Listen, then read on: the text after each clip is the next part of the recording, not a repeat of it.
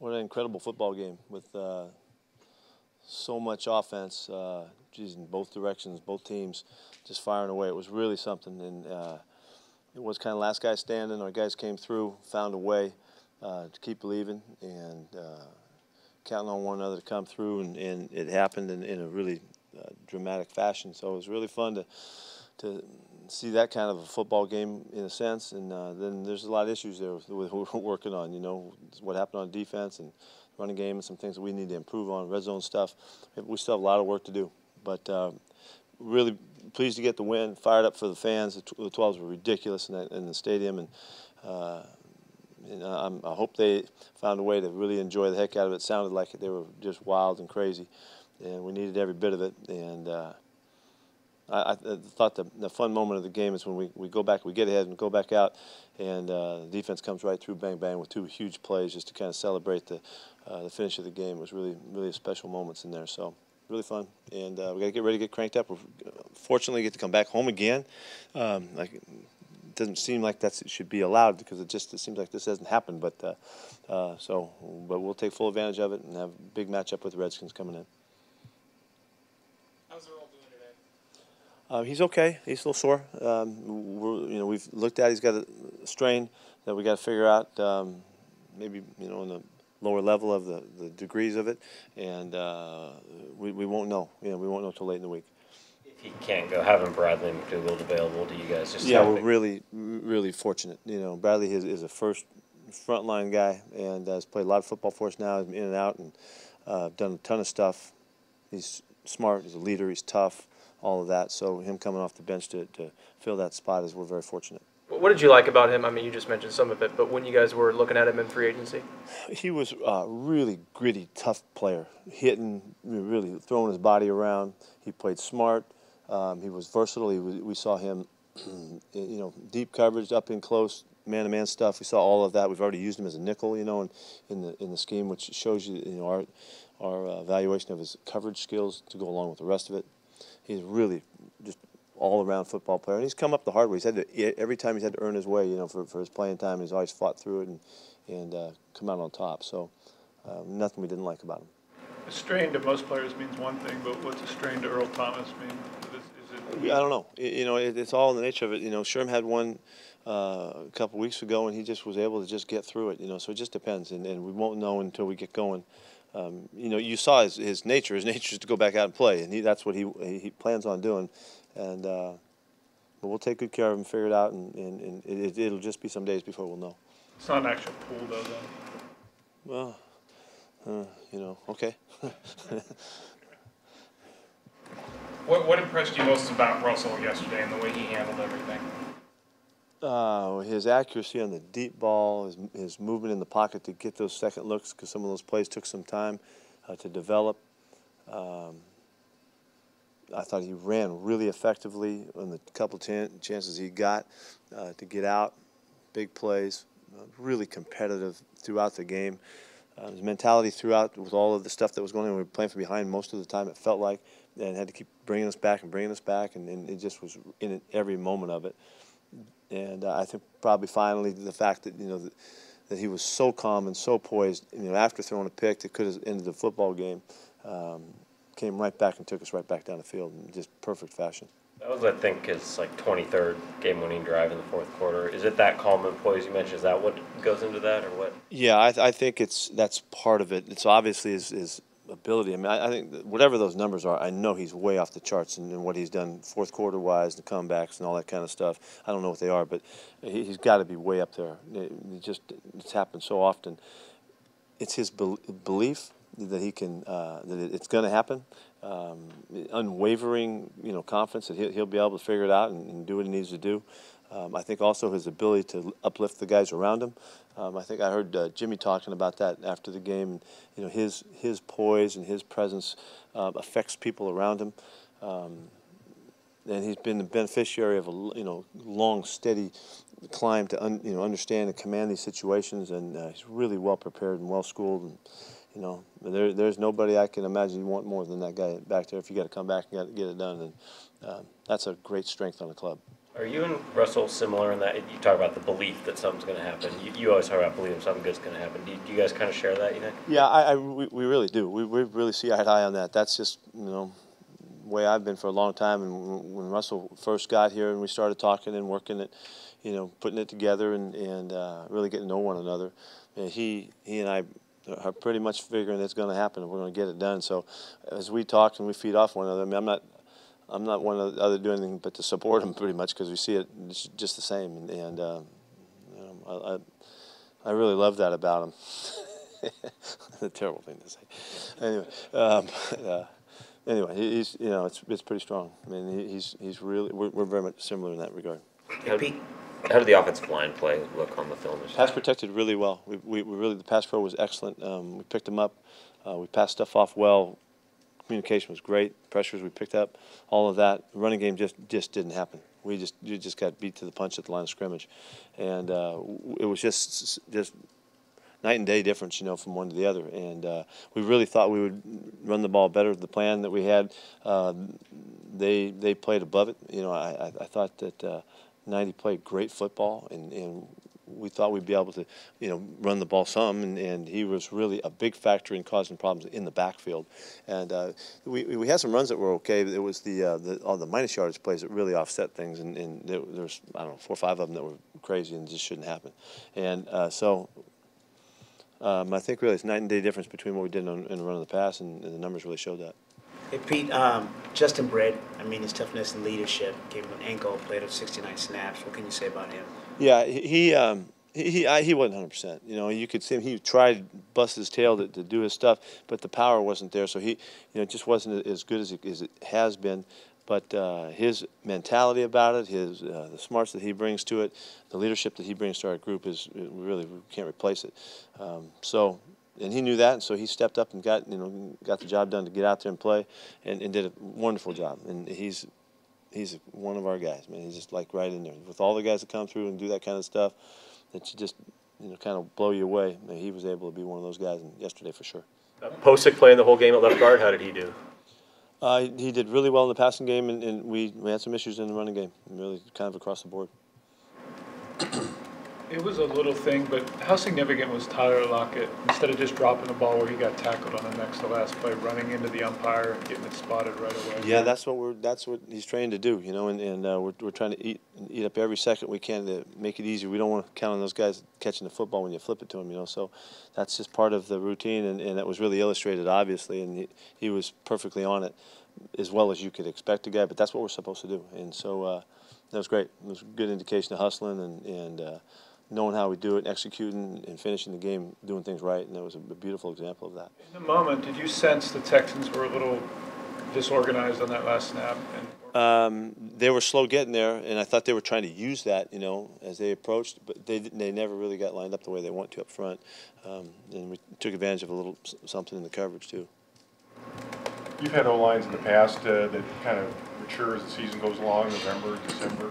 Where is this group relative to the past few years? Well, I think what I think we're seeing here in the last couple of weeks is we missed Luke. Luke was a big factor, and he was a big issue. Once you lose George, and now Luke too, those are major changes, and so we have to come back. So we got to kind of resurface here a little bit, and there's no question that we will. We know how this goes. It just takes some time and takes some patience, and we got to work our way through it.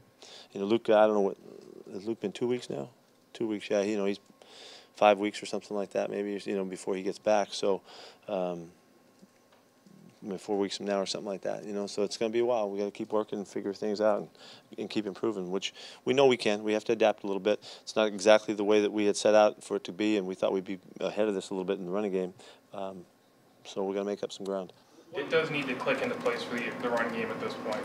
What is it that's not clicking? The first thing we have to do is we have to clean up the leaky, activity on the line of scrimmage. So guys, we're getting knocked in the backfield yesterday. You have no running game if that kind of leakage is happening. So that's being right technically. It's also being right assignment wise, and that's identifying things. It's very much the same as it is in the passing game. For whatever reason, we're ahead in pass protection than we were in the running game, and then we got to turn that into being physical too. Turn it into being physical at the line of scrimmage, and we need to do better. We got knocked around yesterday. You said yesterday you were excited to see the film of Freeney and kind of just see what it looked like. How did he look? Yeah, he worked real hard. Yeah, I think he had about around 20 plays, and he had some nice penetration. Was a factor on a couple rushes, and yeah, he did all right. Got involved in a sack, which was great. There's no way we will be able to gain as much as we will in the coming weeks from his experience and his ability to lead us in some areas. So that's coming. They couldn't have a factor in this short a time, but I think he will. And so he did a good job first time out. Any chance Shed comes back this week or anybody else? Not for Shed yet. He won't make it back yet. Be a big week for Deion Jordan. He got to practice on Friday for the first time. This will be his first full week of practice. We'll get a good evaluation. He really took it very well. He handled the work that we did, and he looked good. So we're excited about that. I don't know what that means for this week, as opposed to next week and all that. Short week coming up after, that would probably be possible, And so we're getting closer. I mean, he's got to make progress each day of this week too, but it's a good sign. How do the backs and what you've seen from them kind of fit into that mix too, with the run game? They're working hard. Like I said, they're hitting it hard. Both guys that ran the ball in terms of Eddie and Thomas, they're physical, hitting it hard and all that. McKissick's a little bit different style than those guys. They'll be the beneficiaries of us, our consistency as we pick up. It looked like you ran a lot of motion and run pass options. Was that They did. Is that the most complex series of? There were real intricacies in the actions. Yeah, they were. They had to they went in and out of three-man backfields. Quite a bit. It was almost like wishbone. Counts. And they did some things that were a little different. And in that they max protected too. So they were blocking with the whole line of scrimmage. A bunch, 7 and 8 guys were in there, and to give the quarterback a chance to get a chance to throw the ball way down the field, and it worked out to some extent. It worked out pretty well for them. They didn't hit everything off of that, but that was more of an emphasis than we'd seen from them. A little bit like Carolina does at times. More emphasis for these guys. So it was a little bit different. I don't know if you knew this or not, but you've had 4 quarterbacks throw for 400 yards against you here since you got to Seattle, and you've still managed to win all 4 of those games. Is that interesting to you? How do you take that, knowing that when a quarterback has gone off against you guys, you've still won those games? Yeah, generally, that would come from games when they can't run the football, and so that's what it goes, or we're way ahead, and they're catching up. I think, like the Super Bowl was a 400-yard game, I would think, for Peyton or something like that, and that's when they were way behind, so they throw a bunch, and you rack up a lot of yards in those games sometimes. Sometimes it's significant. I think in this game, when it was a tight game, it was a little different than some of those other ones, yeah, that's good. When an offense beat us, I guess, huh? When an offense is taking those shots downfield, and obviously you don't want them to get the big plays, but how important, if they're being aggressive like that, just getting the takeaways, 5 sacks, 3 turnovers, just. Yeah, there were some things that were really similar for our play here. To get to the quarterback that many times at home and to get the turnovers, that's kind of what we count on that. And it just took a different kind of shape this week. But those numbers that were similar, Russell playing really well at home. That's been something he's done very consistently. Kind of count on all that. So, but it's a little different yesterday. You came out pretty strongly to sort of deny the Jimmy Graham trade rumor that it sort of erupted earlier in the day. Do you just kind of feel that was important to do for Jimmy? You want me to deny the colorful language?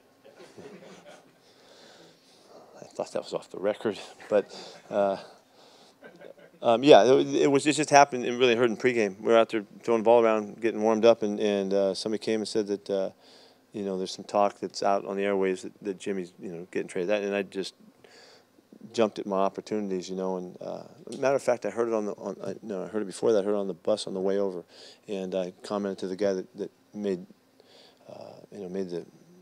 posed the question to me that no, it wasn't happening. There's nothing to it. And then when I saw one of the guys on the field, I saw that it affected Jimmy. He knew it, and so I jumped right at it and made sure that, and John did as well. Yeah, there was never anything happening there, and so. Jimmy understood, but I think it might have rocked him a little bit, and he bounced back pretty well. How could you tell it was affecting him? Just looking at him, know him pretty well. No, he didn't say it was affecting him. I thought it was. So I thought it was really obvious to me. You hoping to get something done tomorrow at all, or you think there's a realistic chance of doing anything by the In terms of what? trade deadline tomorrow? Either competing or you're not. You know, John, he's out there trying to figure out what's going on, but you never know. What have you made of Paul Richardson's season? Wow, he's doing good. He's really doing well. Jeez, he's continues to make spectacular plays. I mean, look at just last week to this week. His contribution is obvious. It's really fun to see him. He's so confident now. You know, he's just grown so much, and he's been very level-headed about it as well in his work habits and everything. And his mentality has been great. But you can see the confidence is really just coming out of him. He's a highly skilled, talented kid. You know, he's really fast, get quicks and all that stuff. And obviously he can catch the football like crazy. But it didn't all come together, like we said in earlier weeks, until he really was steadily healthy. And I don't think he'll ever lose this level of confidence, no matter if he gets dinged or something like that down the road. He knows now, and he really believes in himself, and he knows that we believe in him as well. All that's fit together really well, and it's made him a really special player in the program. Did Jeremy Lane get hurt again, or did you just make him change there? Yeah, he got banged on his thigh, got a little thigh bruise that happened to him. CJ Procise hoping get back this week? Talking about today, you know, what this week means, we really don't know until we get him out there. He will practice this week, is the plan, and then we'll just see by the end of the week how he's doing. He has continued to maintain a little bit of soreness from the high ankle, you know, kind of indicators, and so if we can get rid of that, then he'll be fine, and we're close. We're really close right now. How's Mike Davis's progress? Mike has done really well. You know, he had a nice preseason and all that, and done a nice job. Works really hard for us. Anything else?